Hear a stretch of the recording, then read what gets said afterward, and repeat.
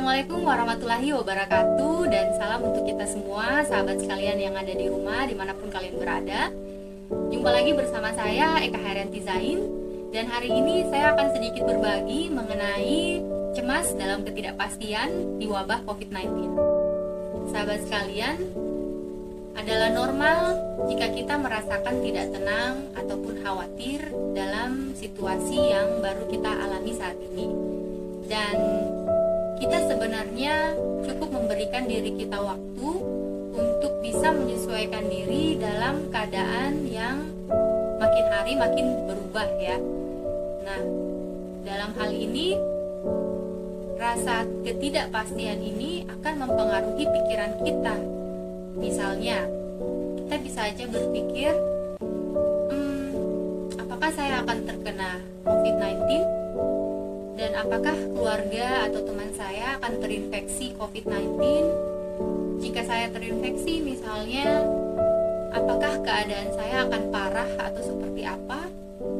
Kemudian bagaimana situasi saat ini mempengaruhi pekerjaan saya, penghasilan saya, dan keuangan saya?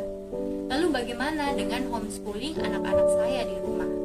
Sementara saya masih work from home dan masih banyak pertanyaan lainnya. Nah, pastinya sebanyak apapun kita membaca berita di media sosial dan sebesar apapun rasa khawatir kita saat ini dan sesering apapun misalnya kita mengikuti pendapat ahli dalam mengikuti webinar dan sebagainya, kita tidak akan menemukan jawaban atas pertanyaan-pertanyaan kita tadi itu untuk saat ini. Jadi dalam hal ini saya mengerti bahwa ketidakpastian adalah sesuatu hal yang tidak menyenangkan, tetapi sebenarnya pada akhirnya kita akan melalui hal itu. Yang perlu kita lakukan adalah melihat dan memperhatikan apa yang akan terjadi kemudian. Kita tidak memiliki kontrol atas sesuatu yang belum terjadi.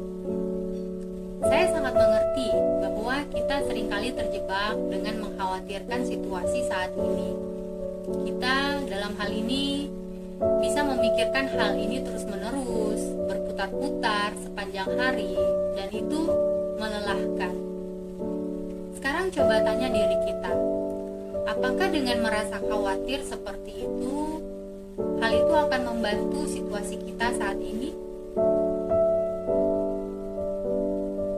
Jika tidak, maka memang mungkin kekhawatiran kita saat ini memang tidak akan membantu situasi kita saat ini. Atau justru kekhawatiran kita saat ini justru semakin meningkatkan rasa cemas yang kita rasakan dalam diri kita.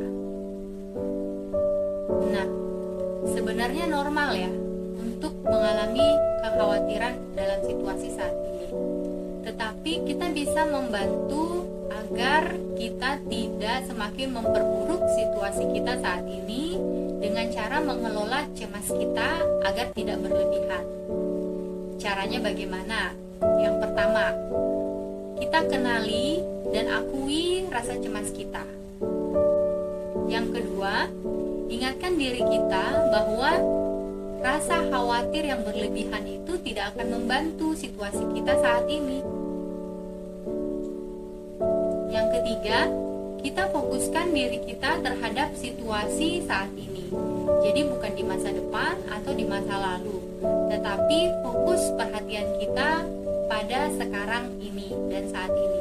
Ya, kita seringkali mencemaskan hal-hal yang belum terjadi atau hal-hal yang tidak pasti, dan itu adalah milik masa depan. Yang perlu kita lakukan adalah mengembalikan perhatian kita kembali ke saat ini, di sekarang ini, yang kira-kira apa yang ingin kita lakukan sekarang ini. Nah, kemudian yang keempat, karena khawatir berlebihan tidak berguna, maka yang berguna adalah mengetahui masalah yang mana yang bisa kita carikan solusinya. Jadi dalam hal ini, kalau kita tahu bahwa masalah yang ini yang bisa saya carikan solusinya, maka carilah solusinya, lalu pilih ide terbaik dan cobalah mengusahakan solusi itu lewat action. Kalau misalnya tidak berhasil, maka bisa kita rencanakan rencana B atau rencana C dan seterusnya. Tetapi bila kita melihat suatu masalah itu tidak dapat kita carikan solusinya atau tidak berada dalam kendali kita, maka lepaskan, biarkan saja, dan coba alihkan fokus kita ke hal yang masih bisa kita lakukan, ke masalah-masalah yang masih bisa kita carikan solusinya. Seperti itu. Ada memang beberapa orang yang cenderung pesimis dan cenderung fokus pada hal-hal negatif ataupun hal-hal yang terburuk yang mungkin bisa terjadi. Dalam hal ini mereka fokus pada worst scenario yang mungkin akan terjadi di kemudian hari. Sebenarnya hal-hal ini baik ya dan berguna. Jadi kita bisa mengantisipasi hal-hal buruk yang mungkin akan terjadi ke depannya. Tetapi banyak penelitian yang mengemukakan bahwa dengan kita berfokus pada sesuatu yang terburuk yang bisa terjadi, itu akan semakin meningkatkan kecemasan kita. Jadi dalam hal ini, manusia itu punya kemampuan untuk mengubah pikiran yang tadinya kita berpikir negatif jadi bisa berpikir positif. Dan kita juga punya kemampuan ya dalam melihat sisi positif segala hal agar kita menjadi lebih optimis. Berpikir positif atau optimis tidak berarti kita menyepelekan atau meremehkan hal-hal yang negatif, ataupun tidak berarti bahwa kita menganggap bahwa semua hal itu akan berjalan baik-baik saja. Tidak demikian ya. Tetapi berusaha berpikir positif itu secara psikologis akan membantu kita untuk menyeimbangkan hal yang negatif. Akhirnya kita bisa meluaskan, mengubah perspektif kita menjadi lebih realistis dan lebih membantu dalam situasi kita saat ini. Jadi berpikir positif agar kita optimis itu hal yang penting ya. Nah, yang terakhir atau yang kelima adalah bersyukur dan berbuat kebaikan. Coba dalam setiap hari kita menyebutkan 3 hal yang masih bisa kita syukuri. Dengan hal ini, maka kita akan memberikan penghargaan terhadap pencapaian kita sehingga kita akan merasa lebih lega dan lebih bahagia.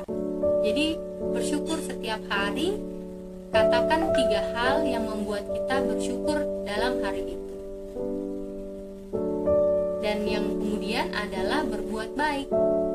Banyak penelitian yang mengemukakan bahwa dengan kita berbuat baik, itu akan mendorong suatu neurokimiawi di otak untuk membuat kita lebih bahagia.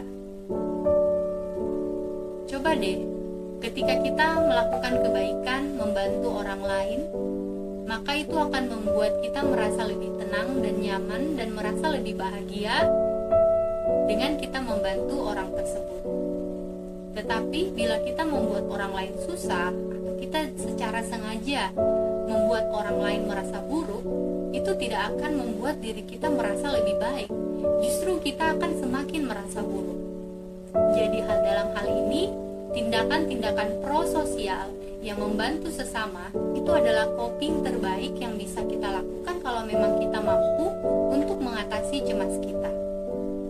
Jadi kira-kira nih, perbuatan baik apa yang bisa kita bantu untuk keluarga kita, teman kita, sahabat kita, orang-orang di sekitar kita atau komunitas kita dan masyarakat pada umumnya yang saat ini sedang berjuang. Terima kasih sudah mendengarkan apa yang saya bagi. Jika bermanfaat, terima kasih.